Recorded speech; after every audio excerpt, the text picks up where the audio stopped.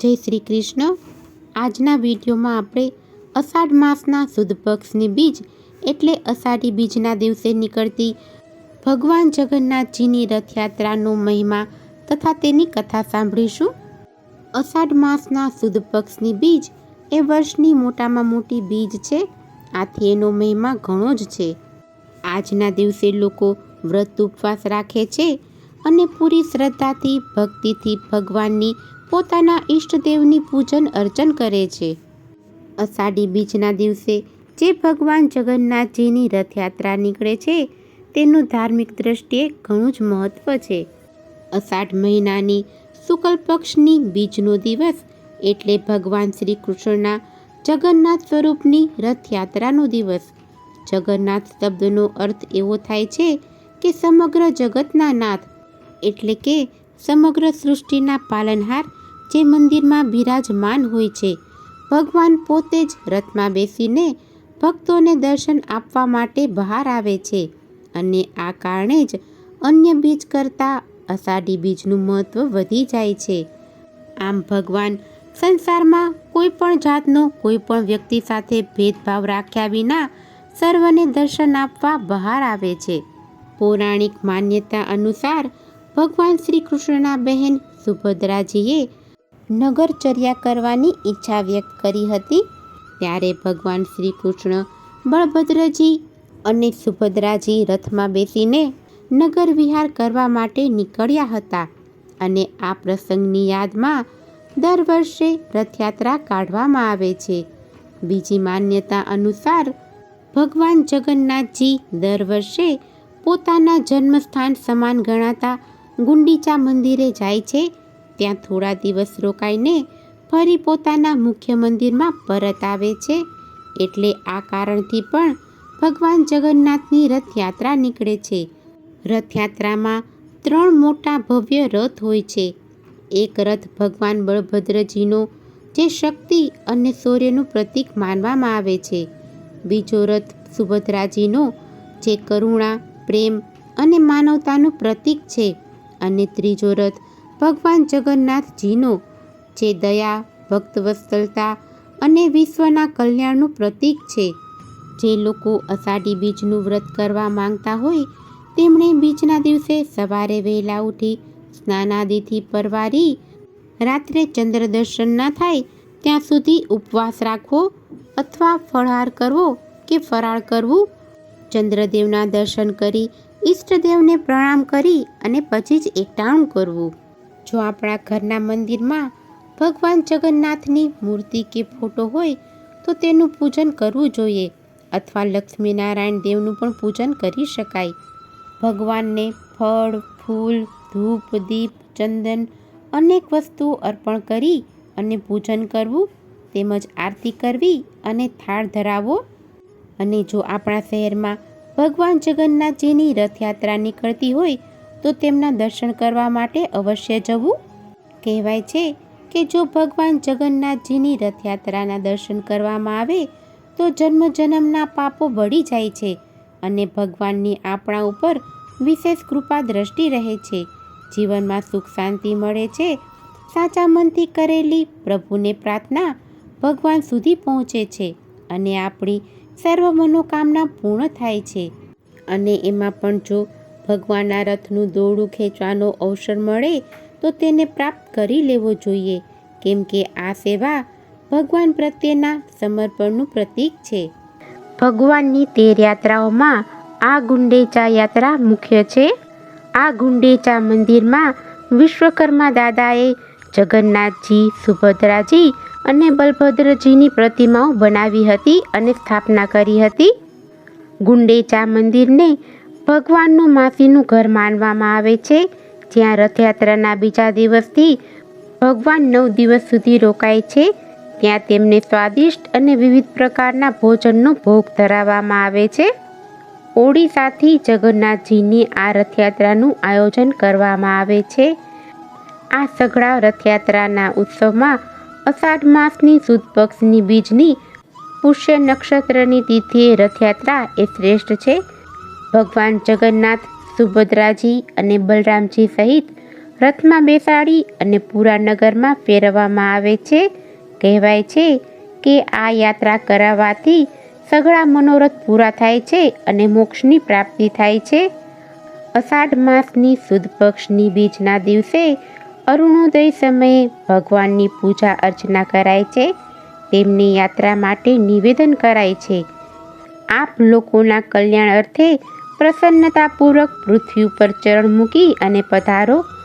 તે પછી મંગલ ગીત ગાય છે અને બ્રાહ્મણો પંડિતો દ્વારા મંત્ર ઉચ્ચારણ, જય જયકારના નાદ સાથે રથયાત્રાના ઉત્સવનો પારંપરિક રીતિરિવાજો, શ્રદ્ધા અને વિશ્વાસ સાથે મનાવવામાં આવે છે.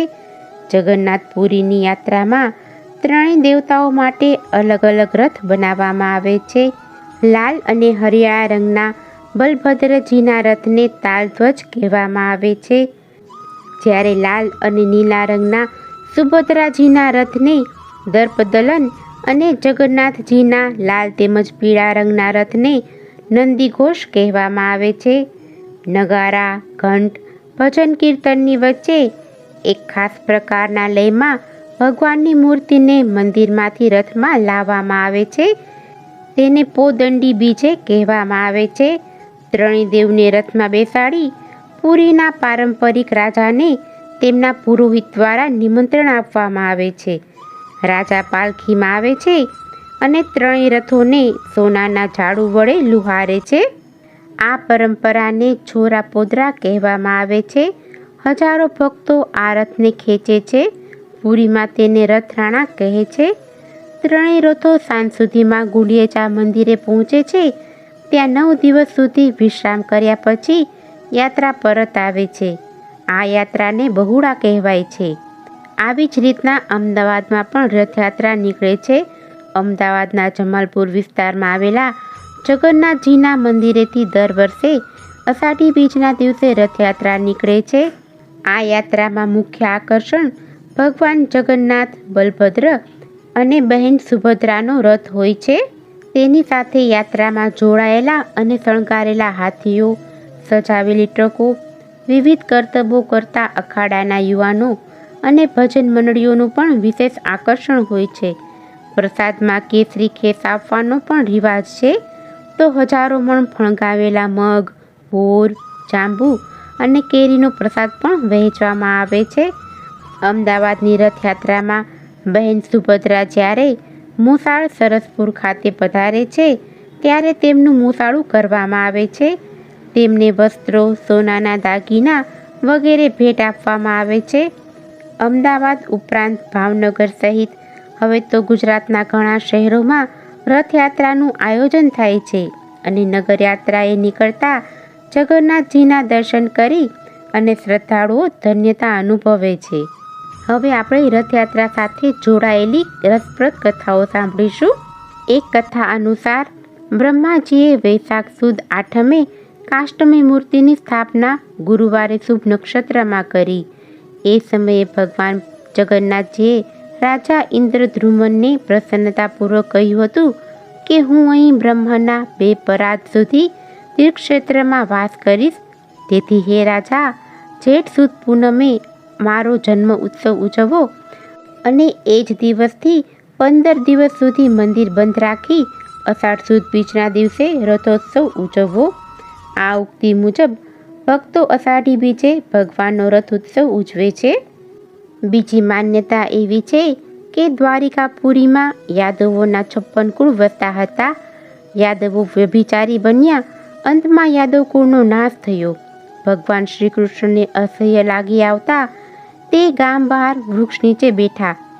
એ સમયે પારધીના બાણથી તેમનો પગ વિંધાઈ ગયો અને તેમને લીલા સંકેલી લીધી. શ્રી કૃષ્ણની ચિતા ખડકાઈ. બલભદ્ર અને સુભદ્રાએ પણ તેમાં ઝંપલાવ્યું. એ સમયે મુસળધાર વરસાદ થઈ. ત્રણેય દય તણાઈ અને પુરીના દરિયા કિનારે આવ્યા. ત્યાંના રાજાએ ત્રણેય દિવ્ય દેહને પાટાપિંડી કરી અને સુસજ્જ કરી નગરજનોના દર્શનાર્થે રથમાં બિરાજમાન કરી રથયાત્રા કાઢી. આ દિવસ અષાઢ સુદ બીજનો હતો. ત્યારથી શ્રદ્ધાળુઓ ત્રણેય મૂર્તિને રથમાં બિરાજમાન કરી રથોત્સવ ઉજવે છે. અને ત્રીજી માન્યતા એવી છે કે ભગવાનને આંખનો રોગ થયો હતો.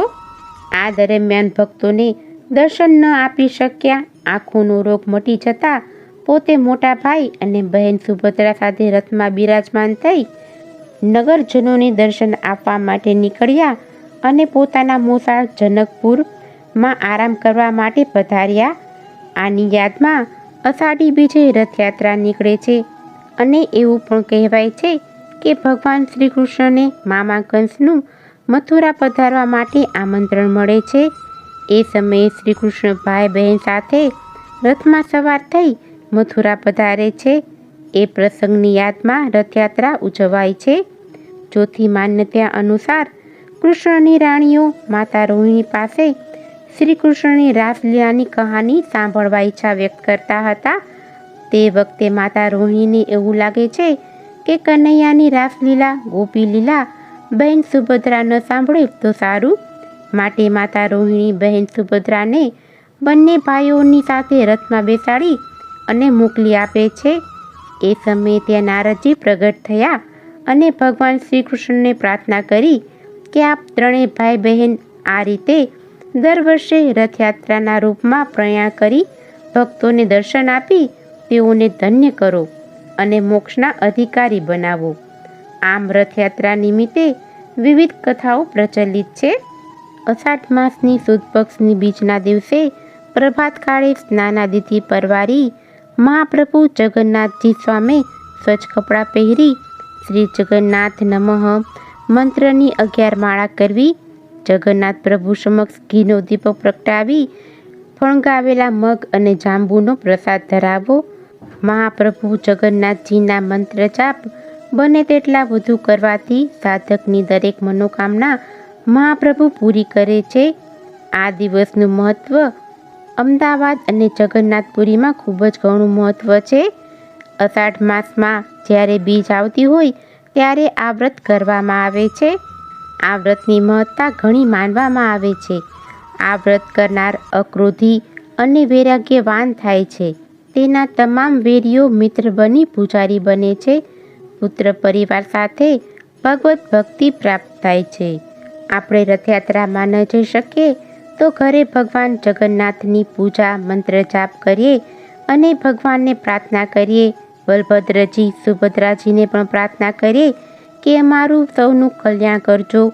દંડવત પ્રણામ કરી મંત્ર જાપ કરવા, આપણી ભૂલ બદલ ક્ષમા યાચના કરવી અને ભગવાન જગન્નાથના રથયાત્રાની કથા અને મહાત્મ્ય અવશ્ય સાંભળવું. બોલો જગતપતિ જગન્નાથજી મહારાજની જય.